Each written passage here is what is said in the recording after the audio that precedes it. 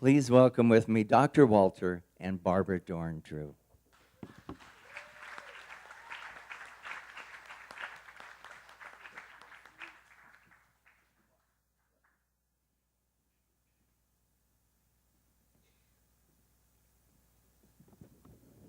Good morning. Thank you, Kurt, for that introduction. When you come to a new community, people ask the question, have you been to Salt Lake before? And, you know, this is a bit of a small talk, and they don't want to just jump in and say, well, tell us who you are, but have you been to Salt Lake before? And the answer for me is yes, I've been here 3 times in recent history.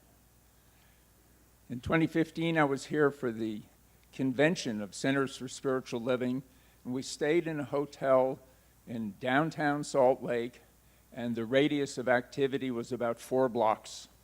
The ABC store was 2 blocks from the hotel. That's a joke, would you?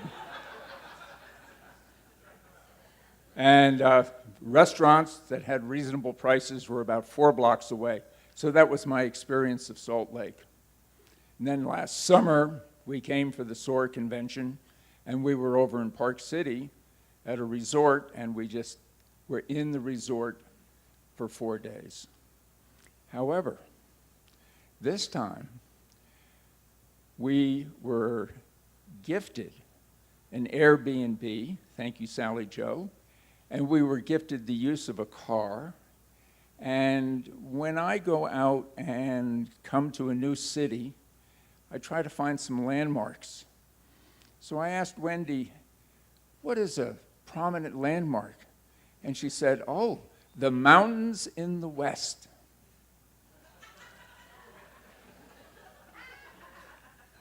And then it started to rain. And Friday night, no, we got here on Thursday. We've been waking up to all this love for the last 5 days. It's just incredible. When I first saw that title, I thought, Oh, I've been doing that for 31 years with my beloved. However, at this stage of the game, I'm feeling exhausted by all of this love. So Thursday night, we go out to dinner at the Market Street Grill. And there are 8 of us. And our waiter's name was Tony, and Tony's a Greek, and he let us know that. And he carded us. I said, Tony, I'm 77 years old. This hair is my own hair. I don't dye it white. Well, Tony being Tony, he checked all of our cards, took our order, and he brought us our salad. And then, as religious scientists are wont to do, we had a prayer. And Eugene was with us, and so Eugene started the prayer. Now remember, our salads had just arrived, and here comes Tony with one of those 2-foot-long pepper mills. And he's standing at the table, and Eugene was very graceful. He did the first step in about 10 seconds. He did the second step in 8 seconds. And then he got to the third step. The only thing more dangerous than asking a minister to say a prayer is to ask a practitioner to say a prayer. And Eugene got on a roll. I mean, he blessed the entire food chain. He was blessing every single person that had anything to do with sowing the seeds, watering the seeds, harvesting the plants. And I mean, we were in it for the evening. So I just let my eye open a little bit, and I look over and I see Tony standing there with his pepper mill. And then Gene did something absolutely fantastic. He included Tony in the prayer. And that made Tony's evening, and it made our evening, because he felt included, he felt loved, and we got to know a little bit more about Tony. He's an Orthodox Greek, and he had spent a year in seminary, and he said, that's the first time anybody has ever incorporated me into a prayer. So thank you, Eugene, for that. So, what a fantastic community. As I get introduced to people, not only am I introduced, hi, this is Jerry. Jerry's been making coffee here for 10 years. She's the first person here on Sunday morning. Every single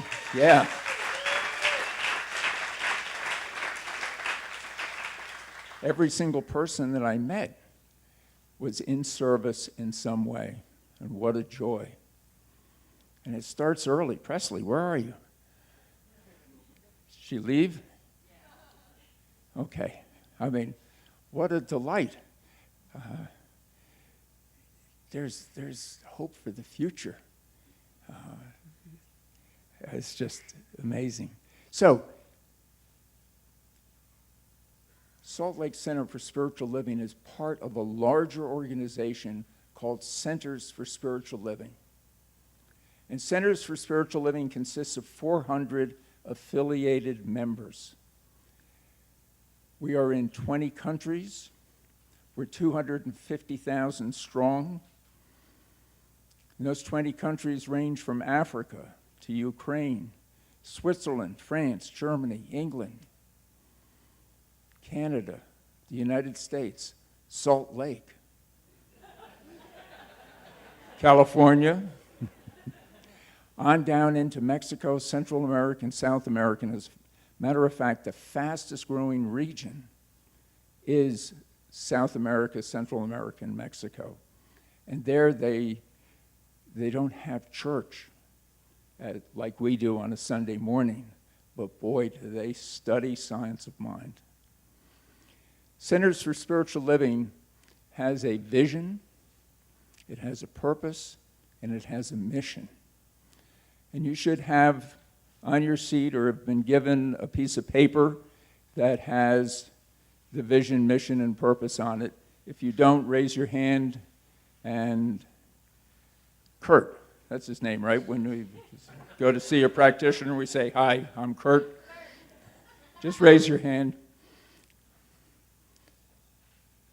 So the vision for Centers for Spiritual Living is a world that works for everyone. The purpose is to awaken humanity to its spiritual magnificence.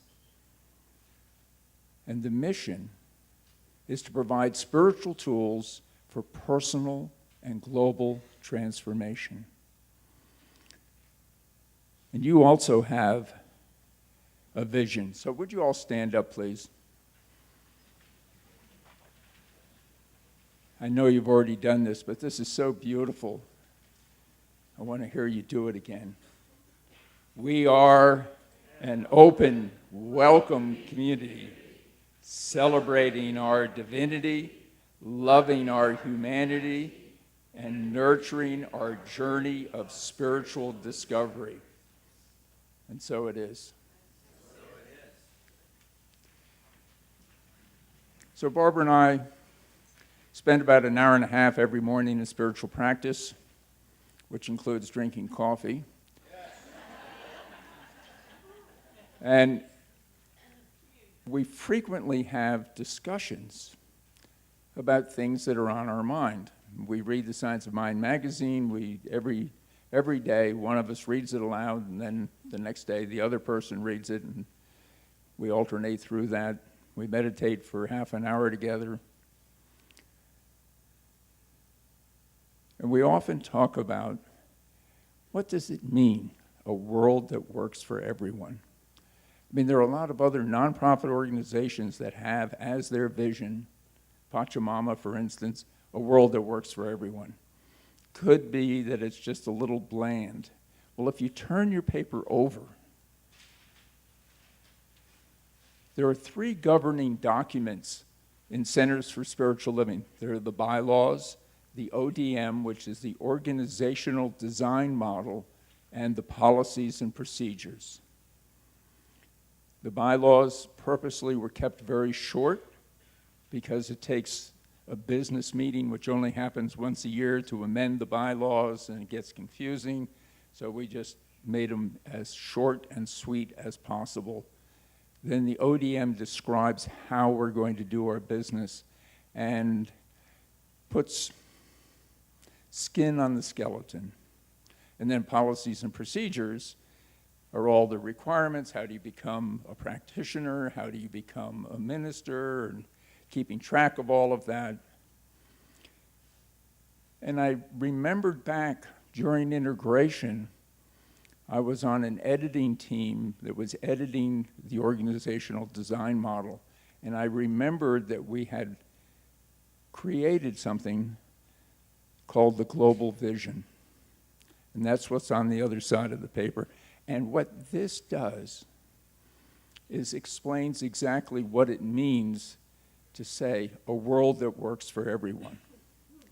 We envision all people, all beings, and all life as expressions of God.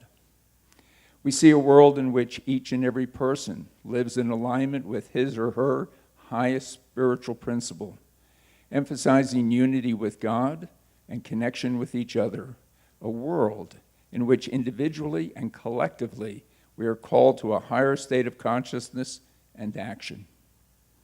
We envision humanity awakening to its spiritual magnificence and discovering the creative power of thought, a world where each and every person discovers his or her own personal power and ability to create an individual life that works within a world that works for everyone.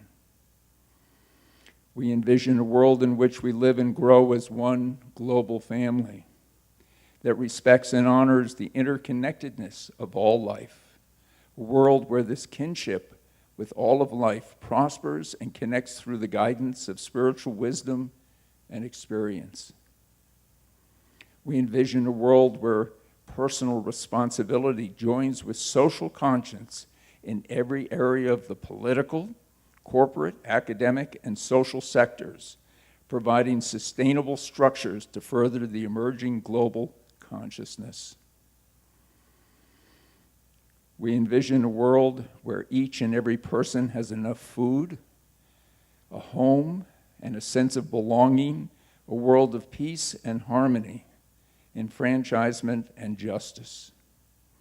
We envision a world in which resources are valued, cared for, and grown, and where there is generous and continuous sharing of these resources.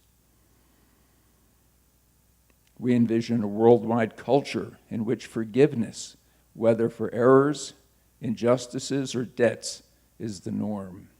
We envision a world which has renewed its emphasis on beauty, nature, and love through the resurgence of creativity, art, and aesthetics. We envision a world that works for everyone and for all of creation. So I hope that gives you an idea of the picture of what Centers for Spiritual Living is all about and what undergirds this movement. There are 250,000 of us. And we are at a tipping point, and Barbara will address that in her talk.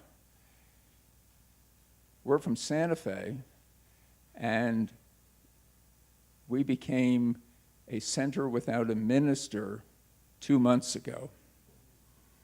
So Barbara and I have been very, very busy talking to all the people in leadership, anyone, to find out, how do you do it?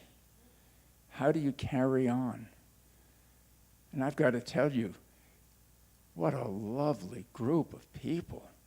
I mean, this idea that we are waking up to love. You are love. You are a strong, strong community. And it's exciting to witness this, to be part of it, to spend some time with your leadership, spend some time, how do I politely say, with an older segment talking about creative aging and embracing life with passion, purpose, and possibility. We did a workshop yesterday afternoon, and the openness and the willingness to be vulnerable is just fantastic. And then I sat in the lobby this morning and observed all of you coming in and loving each other, and the hugs and the smiles. Unfortunately, it's not that way in Santa Fe. People come in and they sort of immediately get in their small groups and they move away, and there isn't that sense of community. And so when somebody who's new comes, nobody's embracing them, nobody's welcoming them. And that makes a huge difference.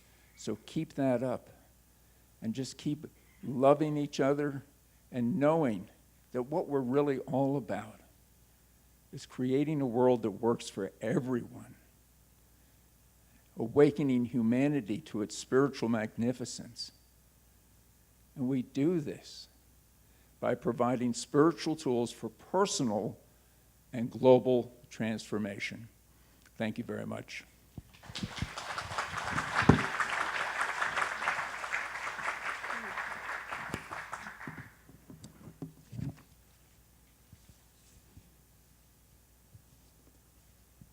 And I'll affirm that 31 years later in September, waking up to all this love every day has just been the most amazing miracle of my life.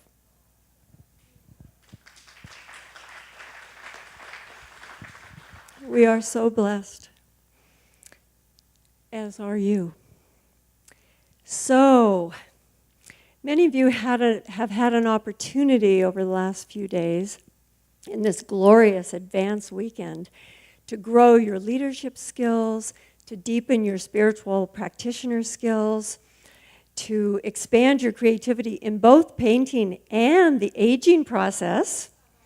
And this morning from Walter to learn more about our parent organization, Centers for Spiritual Living, and your important relationship in it as a community.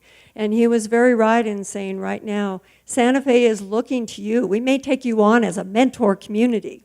We've gone through this before. This is 3 years ago, but here we are back again. We've already gotten a good music director, and we're excited about that. And Rick, oh my God, your music team, I want to bring her here and say, this is what we want to do. We're so excited.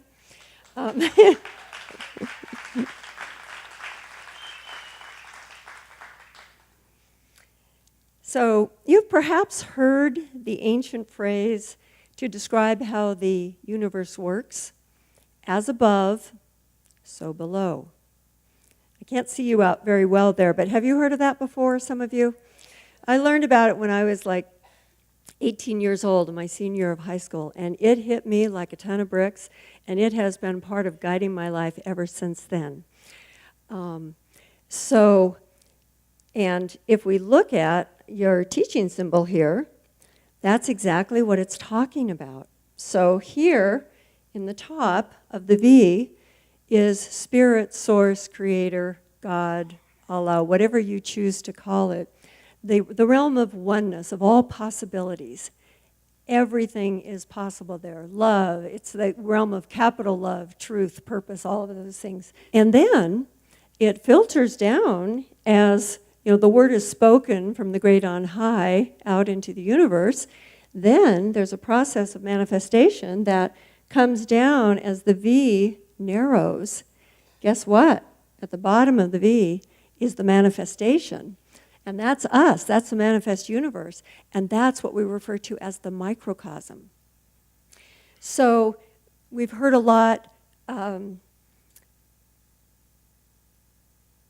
just now about the larger organization, about your Salt Lake Center for Spiritual Living.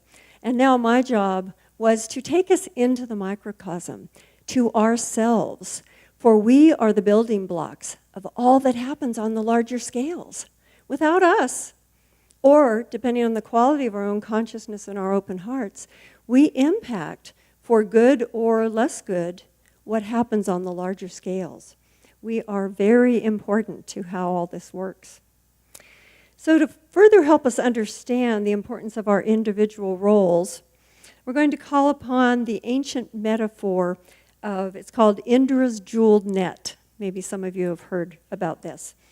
This is attributed to a Buddhist named Tu Shun, who lived from 640 to 557 BCE. And he asked us to envision a vast net hanging over the palace of the god Indra, way up there.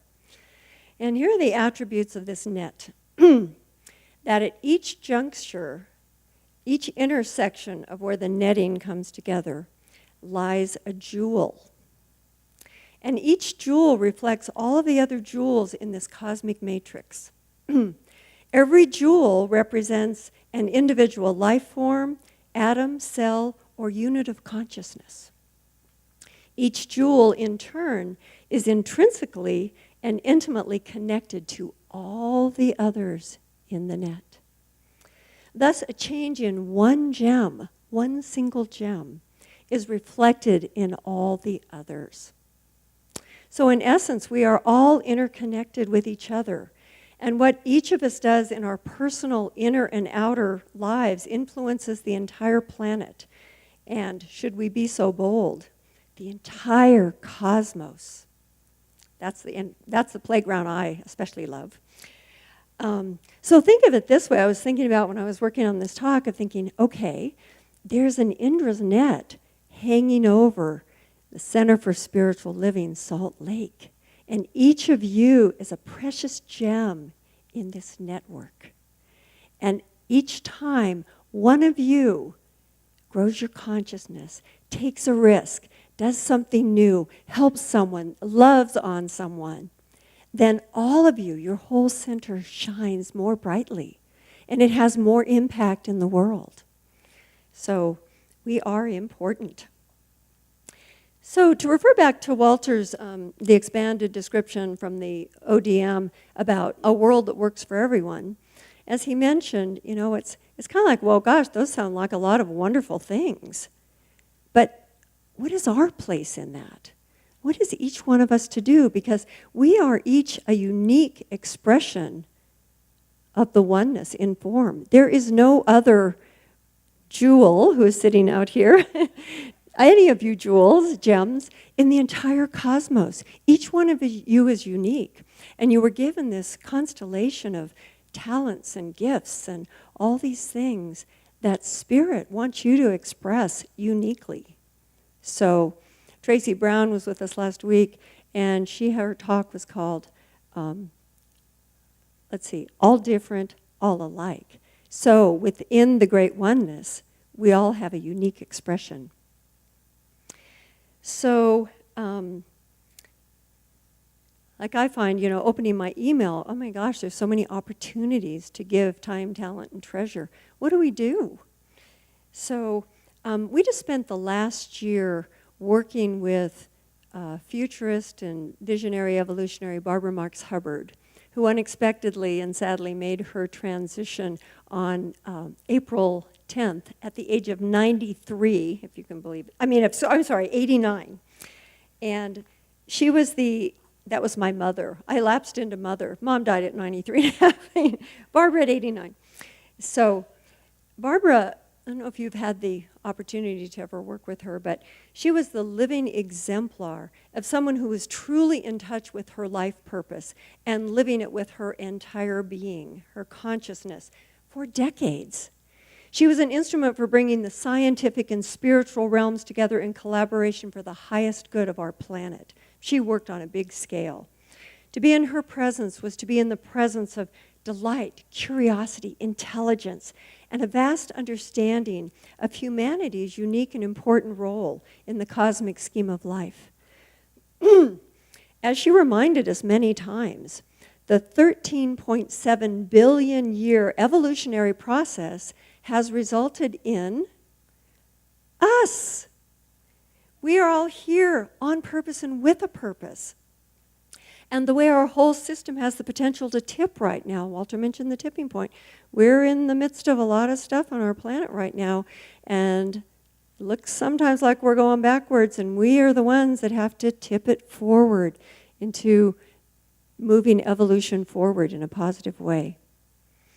So as a way to get in touch with what is uniquely ours to do, in our work with Barbara Marx Hubbard, we worked in groups of up to 8 people and explored what is our deepest heart's desire. And that's kind of AKA our life purpose. Our heart's desire is not a personal whim like a new outfit or a new car or an exciting vacation. Rather, it is the impulse of creation as it's turned up as you and you and you. All great people have been able to do this one thing unique to them. So what is impelling you to move forward to say yes to? As many of you know, and as we've already experienced today, oh my gosh, and with more to come, I snuck in and listened to the choir. Oh my gosh, you're in for such a treat. Music has the power to speak to us in a different way from that of the mind. It can help us access our heart directly. So to help us prepare and possibly generate some ideas, we're going to listen to singer-songwriter and self-described humanitarian Daniel Nahmad's last song. Thank you, Raj. Don't get caught up in the possible end of our lives idea, but rather use the song to inspire ideas on how you can live an important and meaningful life right now. So if you would please close your eyes, move into that sacred space that's already been created here, and center yourself by taking a couple of deep breaths, and let's listen to Daniel's last song. If this is my last song, if this is my last song, what do I leave behind? What do I pass on if I am out of time? So now, direct your breath to the center of your chest and ask, what is my deepest heart's desire? Trust that it will come forward for you. Draw on the universal intelligence that created you, spirit itself. As Dr. Ernest Holmes said, evolution is always forward. It is moving toward more life, more consciousness, more love, more creativity, more freedom, more joy, not less. It is on our side and wants us to be successful. So ask yourself again, what is my deepest heart's desire? And we'll sit with that for a few seconds. And now ask yourself, what is one thing you can do today or in the near future to further your deepest heart's desire, to help bring it into manifestation? And then, if you would, set an intention to do that. So now, please return your attention back to the room, to the seat you're sitting on. Feel the incredible energy in this room. And open your eyes. So as the metaphor of Indra's jeweled net has indicated, you're getting in touch with your deepest heart's desire, and shining your light in a new way activates everyone else's light, and the entire planet becomes lit up, helping to create this world that works for everyone, in which each is awake to our spiritual magnificence, for you truly are that. You are so awesome. There's no other way you can be. It is who you are. So now imagine, since we're using a lot of music today, imagine that if all the jewels in Indra's net could make a sound, you would hear a joyful chorus of yeses that would resound throughout the universe. So Raj, if you could turn the lights up a little bit on the audience, turn now and look around at your fellow companions in the Center for Spiritual Living, Salt Lake. See the face of God in them. Feel the love and intention within each of them. And the energy that is created in your center as a result of this. During these past few days, you have awakened to all this love. I know you come from that. We felt it from the moment we got here, as Walter said. But we also know, and we've worked with people, that you can do whatever you set your minds and hearts to do. So watch out, world. Here comes the Salt Lake Center for Spiritual Living. Thank you.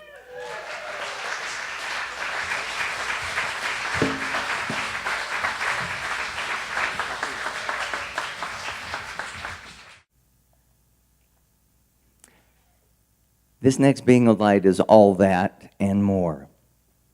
It's my pleasure to present to you now a man who is a talker and a walker, Eugene Holden. Good morning. Oh, man. I am Eugene, and I am waking up. Oh, man, to the fruits of love.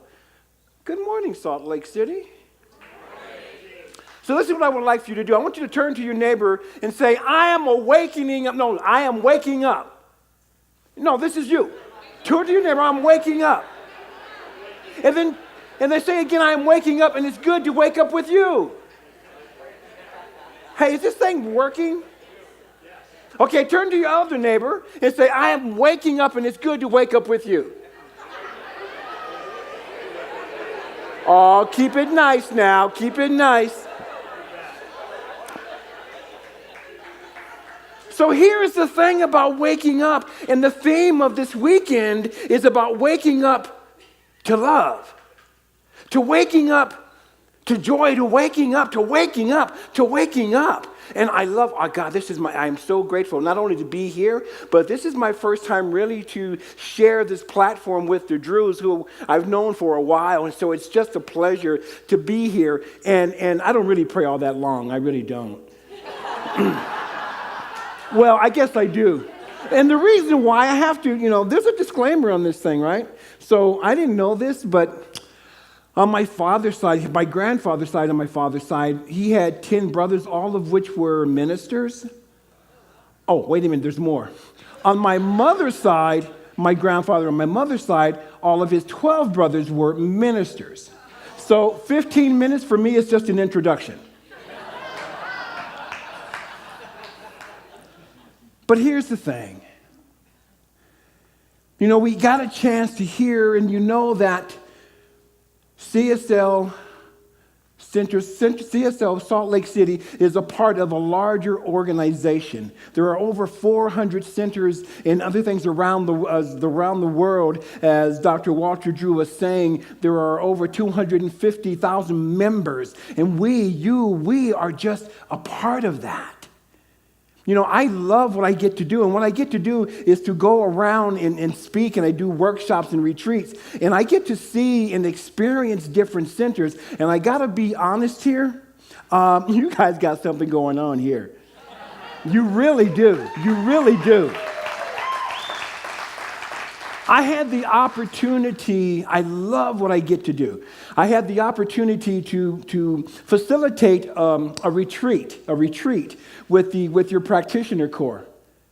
Now, Dr. Ernest Holmes said that the practitioners are the healing arm of the church or the organization. I've been saying this for years, that practitioners are the healing heart, the healing body of the church. And I want to inform you and let you know that your practitioner corps is solid. They are solid. So when you see a practitioner, they are solid. Now, I know that this weekend is called an advance, but in order for us to advance, sometimes we have to retreat, right? We have to come back into who we are in ourselves and then tap back into that power, into that love, into that presence, and so that we can now advance and come out so beautifully and brightly and magnificently and joyously and creatively, and I can keep going and going and going. But what I want to remind you, beautiful, beautiful lights, is that a world that works for everyone starts with you. And how that starts with you, see, there you go again, Spirit. How that starts with you is waking up to that love within. Waking up to that power within. Barbara asked a beautiful question, right? And I'm going to put it this way. What vision is wanting to come out within you? What dreams are ready to be birthed right now? What joy are you ready to express? I'm loving playing with the band. I'm loving playing with the choir, because that's my joy. Now, I know that there isn't anyone in the room that doesn't have some joy that's not ready to be expressed. Okay, how's this for a question? By a show of hands, how many people in the room don't have any joy that wants to be expressed? See, told you. So you know what that means? That you're responsible now. Ha, ha, ha. And you know what you're responsible for? Oh, that's not a rhetorical question. To express your joy, to express your joy, to express your desire, to express your dreams, to express you with so much gumption. One of the things I like to say is that you are the most important person in your life. And if you don't love you, how can anybody else love you? If you don't show your love, how are you going to get love shown back? You are a gift. Now, here's the thing about a gift. What makes a gift a gift? Oh, again, that's not rhetorical. It's given away. It's given away. If we don't give our gifts, then it's no longer a gift. Right? Right, Eugene? Oh, so remember I was talking about the ministers on both sides of my family and all that good stuff? Well, that's also coming from a culture where people talk back, so it's okay. Okay? Okay, because I only have another 12 minutes. What's that? We hear you, Eugene, yes. Thank you. Mr. Ferris. Just a real quick slide about Jim Ferris. Oh, maybe I don't need to say anything about Jim Ferris. I think you already know. But how Jim and I met was at the Salt Lake City convention. Was that 2015? Wow, how time flies. And I drove from Denver, and as you can tell, I'm a percussionist, so I drove and brought my drums. I pull up to the auditorium, to the hotel, and I'm unpacking my drums, and here comes this man, Jim Ferris. So beautifully said, "Can I help you unload?" And then that love affair, that's how that began. So when I got a call from the beautiful Wendy Candia this weekend, and then, this weekend, and then as we were going on, I got in touch again with Jim, and then it's just been beautiful. I love Salt Lake City. Oh my God, I live in Denver, so the mountains are gorgeous, but there's something special about the mountains here. Yeah, they really are. There's an energy here that is palpable. There's an energy here that you can absolutely taste and touch and feel, and that energy is now in this room. See, you are the energy. You are the thing itself. Dr. Holmes speaks in the Science of Mind textbook, in one of the first 4 chapters, how it works, all that good stuff, and the thing itself. The thing itself, the thing is you. I like to say that God so loved the world. If you don't like the word God, cool. Take out God, put in life so loved the world. Okay, take out life. Love so loved the world that it turned upon itself, clothed itself, breathed life into itself, and then named it you. How cool is that? That you are the walking, talking embodiment of joy. You are the walking, talking embodiment of spirit. You are the love, the thing itself. You should celebrate that. We were talking about this past weekend. I have to quit looking at this thing. This is dangerous. It's the clock. Thank you. We did that yesterday too. You are the walking, talking embodiment of spirit. So I was speaking yesterday, and anytime I get a chance to speak about these 2 words, right? I am. Those are the most 2 powerful words that we have that we can use. I am. Because anything that we put after that creates. Right? For example, now none of you, but me and some of your friends, we may talk about I am not worthy. The universal intelligence, that what we call the law, only knows how to say yes, right? So I go, I am not worthy, and then it will create experiences for me to prove myself right. Because the law is always working. So now what if I say, I am worthy, I am abundant, I am magnificent, I am the joy of the infinite life. The infinite life goes, yes, you are. Because all it knows how to say is, as you wish. Your wish is my command. Dr. Holmes says that there is a power in the universe greater than we are, and we get to use it. We can use it. I came across some writings with I love Dr. Holmes. Beautiful, mystic, genius of a man. And one of the things I caught that they didn't put this in the textbook before. He wasn't there when I read it the first five times. The 6th time, I'm like, what? But there's this power, and then we can ask for what it is. And then he said, take it. Take it. So what I'm encouraging you to do to wake up to your love, to wake up to the power that you are, is speak your word. Whatever vision, whatever dream is wanting to be birthed, take it. It's okay to take it. It's okay to say, yes, this is mine, because I am worthy. I am magnificent. Try that one on for size. Repeat after me. I am magnificent. I am magnificent. Do you believe that? Yes. Do you know that to be the truth? Yes. Yes. Yeah. Somebody was talking to me earlier today. 'Cause they weren't here yesterday for the workshop, Living the 5 Steps of Prayer. I love prayer. And she said, I heard a whole lot of good things about you and that you're funny. I'm like, wait a minute, there is no humor here. Yeah, right. Life, the meaning of life is to be lived. That infinite intelligence that breathed itself into you and named it you wants to, needs to, desires to, must express as you. So whatever limited thoughts that we may have held up until now, let's let that go. See, because we are all supported. This community is so not only loved, but so loving. I have been showered with love since I got here on Thursday. got here on Thursday, and the love keeps pouring out. When I was invited to play with the band, of course I'm going to say yes, because it's all about the music. It's all about the joy.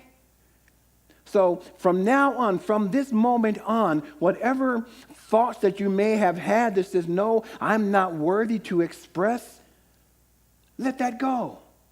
They're just thoughts. Let it go. And turn the other cheek to look in another direction of where you want to go. Ricky Byers, Beckwith, I used to work for Ricky years ago, and I was moaning and complaining to her about how my life was going. She said, Eugene, do your prayer work and then walk in the direction of your prayer. And then get off my phone. Click. Thank you, Ricky. Dr. Holmes put it this way: treat and move your feet. People, there's nothing that stops you. Nothing. Even when you think that you can be stopped, you can't be stopped. Because as Barbara said, life, and she's quoting Ernest, that life is an evolutionary process. And life only wants more life, only wants more life. So why not be in that awakening life that you are? It's an interesting thing to look at the fingerprint on your finger and then recognize and realize that there's nobody else in the universe that has that print.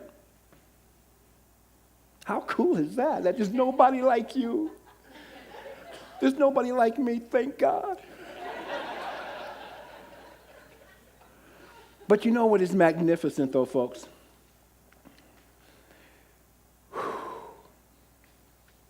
What's magnificent is that from now on, you get to stand in who you are.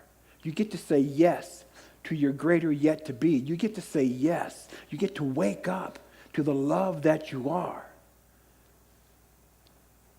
I was talking about what breathes this breath. I was doing a meditation years ago by myself, and the question that came up was, what breathes this breath? And it took me a few days to catch the answer, and the answer was, it is love that breathes this breath. Okay, why? Oh, so that love can experience life through me. Because no one dances like you dance. No one sings like you sing. No one draws like you draw. No one paints like you paint. No one does what you do. So if you have a thought in your mind that, no, I can't do that because it's already being done, okay, it may look like it's being done, but it's not done the same way because you are the unique expression of the one. So waking up to the love, waking up to that beautiful power in that presence, that God so loved the world that it turned upon itself and then named itself you, me, and we. So let's wake up to the love that we are. Let's wake up and just have a great ball. Let's wake up and celebrate this community. This Centers for Spiritual Living Salt Lake City is a thriving, inspiring, inspirational center of spiritual living. You're the center of spiritual living. You. And you, and you, and you, and you, and you, and you, and you laughing, and you. Right? Oh, I know I am. Oh, yeah. So before I close, well, excuse me, thank you. Well, hang on, Jim. See, Mr. Ferris, you got to watch him. Okay, everybody talk back but Jim.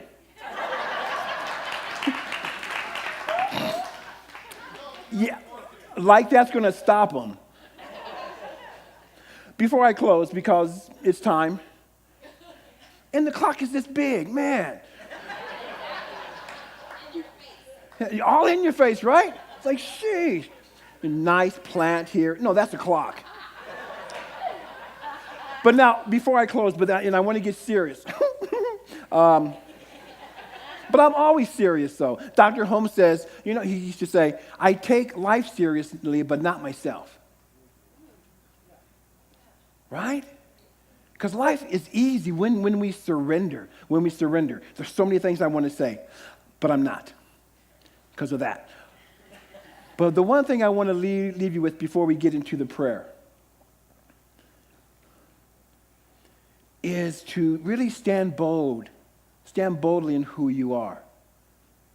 Stand firm in who you know yourself to be.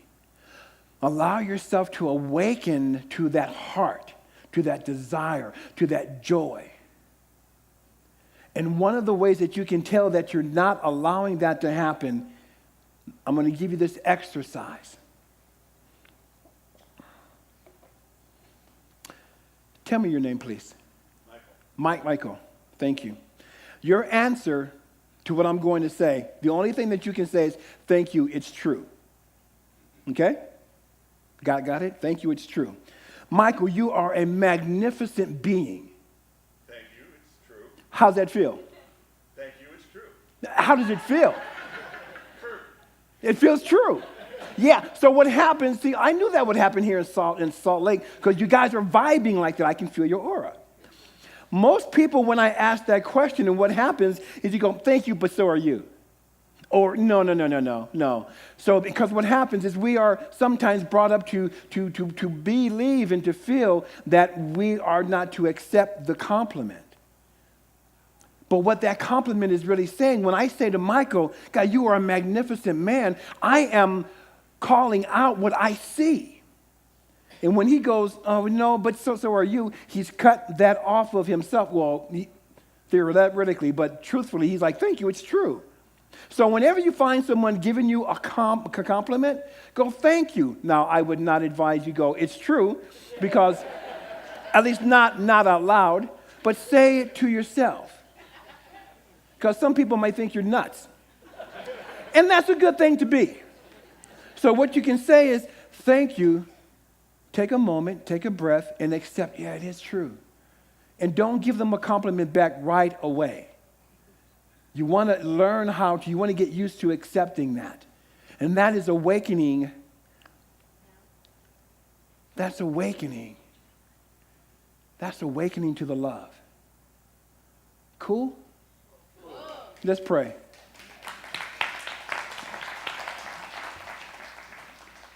And so we take this collective breath, recognizing that the breath that I breathe and the breath that you breathe is the one breath of spirit. And it is with this breath that I speak this word. Recognizing first and foremost that there is this infinite intelligence. And though it is named and called by many names, sometimes it is called and known as God or Allah or Yahweh or Krishna or Buddha. It doesn't matter what we call it. What matters is that we call it forth into our conscious awareness. And I choose to call it love. Recognizing that it is at the very center of all of life. And having no circumference whatsoever, there isn't anything that can exist outside of the infinite intelligence that I call God. So recognizing that God is everywhere present at all times, that means that at all times it must be present where I am. For I am created in the spiritual image and out of the likeness and the nature of the I am that has created all that there is. For there is no place I can go where God is not, for there's never any separation. It's never the life of God separate from my life. It is the life of God revealing itself in, through, and as the life that I am. I am that I am. And as I know this to be the truth of my life, I know this to be the truth of each individualized expression of the one sitting here at CSL Salt Lake City. Right here, right now, God is, we are.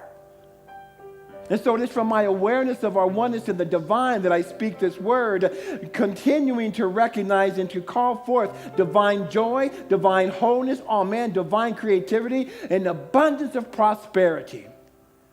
See, I speak this word knowing that this community is thriving right here and right now, from now until forevermore. I know that as Salt Lake City CSL continues to stand in the divinity of their being, you open up the portals of your heart and your soul and your mind, and you say, yes, bring it on.